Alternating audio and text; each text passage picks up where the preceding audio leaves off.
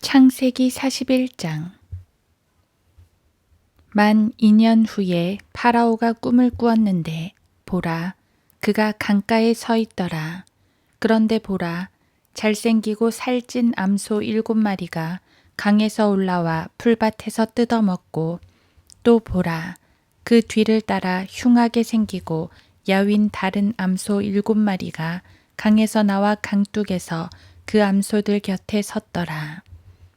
그 흉하게 생기고 야윈 암소들이 7마리의 잘생기고 살찐 암소를 먹은지라.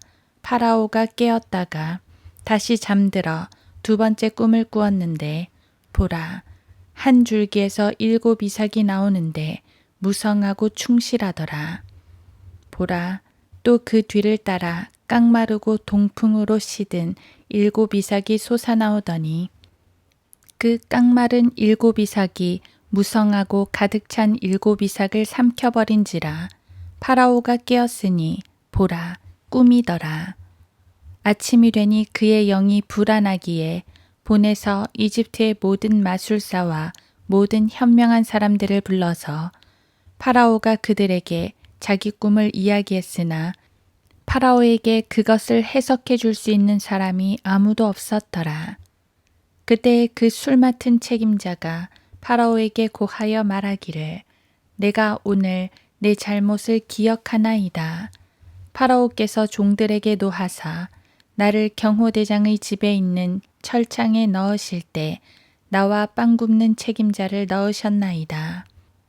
어느 날 밤 우리, 즉 나와 그가 꿈을 꾸었는데 우리는 각자가 해석이 다른 꿈을 꾸었나이다. 그곳에는 경호대장의 종인 히브리인 한 젊은이가 우리와 함께 있었는데 우리가 그에게 말했더니 그가 우리의 꿈들을 해석해 주었는데 각인에게 꿈대로 해석해 주었으며 그가 우리에게 해석해 준 대로 그렇게 되었으니 나는 나의 직책을 회복하였고 그는 매달렸나이다 하더라. 그때 파라오가 보내어 요셉을 불렀더니 그들이 그를 지하 감옥에서 급히 데려왔더라. 요셉이 수염을 깎고 옷을 갈아입고 파라오에게 들어가니 파라오가 요셉에게 말하기를, 내가 한 꿈을 꾸었는데 그것을 해석할 수 있는 자가 아무도 없도다.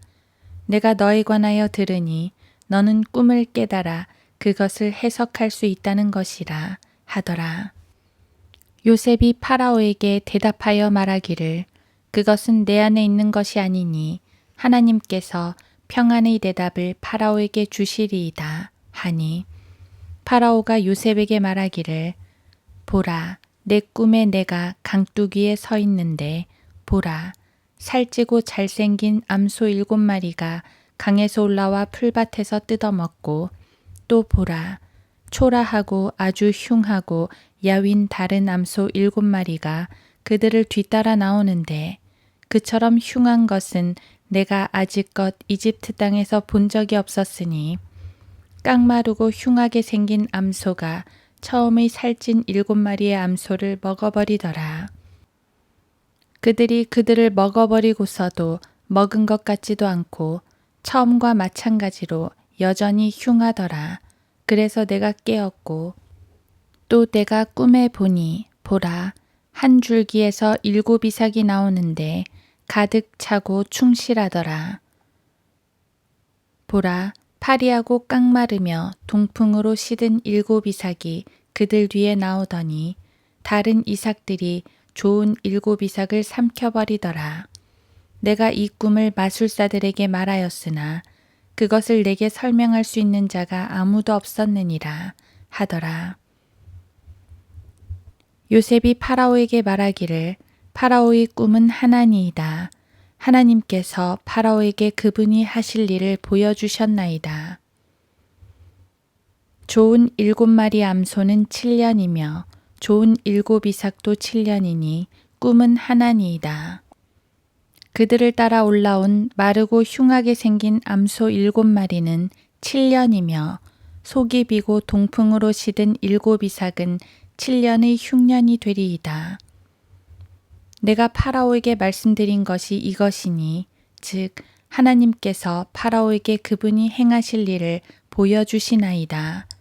보소서, 온 이집트 땅에 7년의 큰 풍년이 오겠고 그 후에 7년의 흉년이 이르리니 이집트 땅에서 모든 풍년은 잊어버리겠고 기근이 이 땅을 소멸시키며 뒤따르는 흉년 때문에 풍년을 이 땅에서 기억하지 못할 것이니 이는 그 흉년이 매우 심할 것임이니이다. 그 꿈을 파라오께서 2번 겹쳐 꾸신 것은 하나님께서 그 일을 정하신 것임이니 하나님께서 곧 그 일을 일어나게 하시리이다. 그러므로 이제 파라오께서는 신중하고 현명한 사람을 찾아서 이집트 땅을 치리하도록 세우소서. 파라오께서는 이 일을 행하시고 그 땅을 치리할 관리들을 임명하셔서 7년의 풍년에 이집트 땅의 5분의 1을 거두게 하며 그 관리들로 다가올 풍년의 모든 식량을 거두고 그 곡식을 파라오의 수하에 쌓아두어서 성읍들에서 식량으로 간직하게 하소서. 그 식량이 이집트 땅에 임할 7년의 흉년에 대비하여 땅에 저장되면 그 땅이 흉년으로 인하여 멸망치 않으리이다 하니라. 그 일이 파라오의 눈과 그의 모든 신하들의 눈에 좋게 여겨진지라. 파라오가 그의 신하들에게 말하기를 우리가 이 사람과 같이 하나님의 영이 그 안에 있는 사람을 발견할 수 있으리요 하며 파라오가 요셉에게 말하기를 하나님께서 이 모든 것을 내게 보여주셨으니 너와 같이 신중하고 현명한 사람이 없도다. 너는 내 집을 치리하라.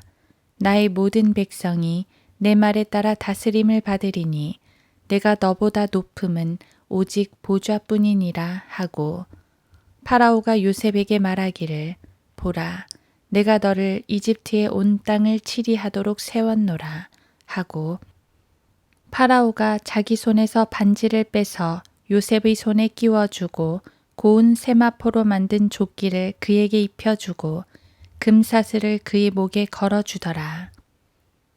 파라오가 자기가 가지고 있는 둘째 병거에 그를 태우니 사람들이 요셉 앞에서 소리 지르기를 무릎을 꿇고 절하라 하더라.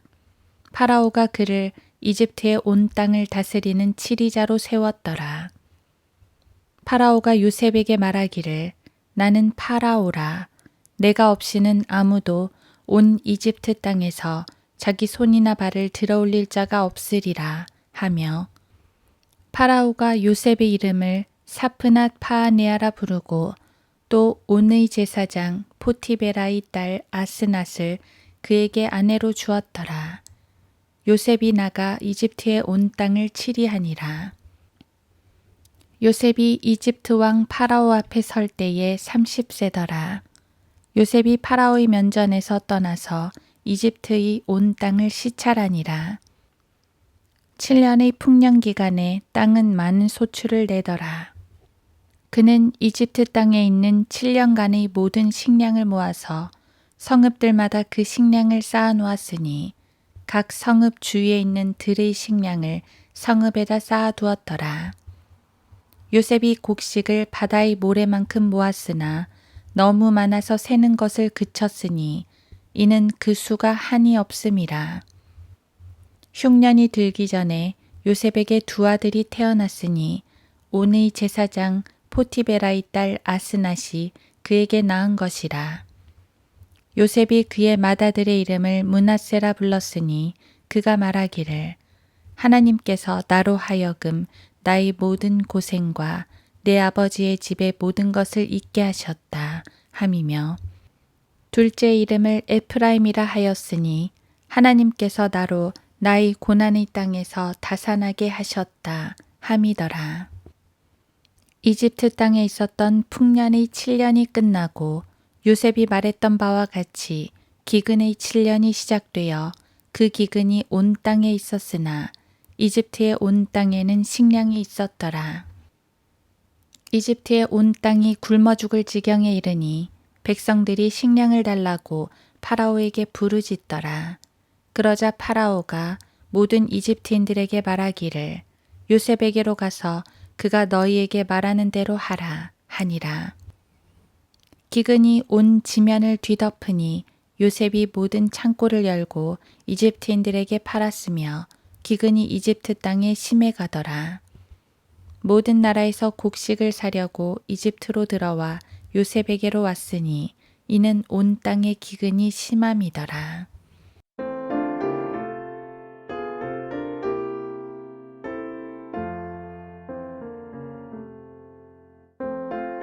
하루 한 장 창세기 41장.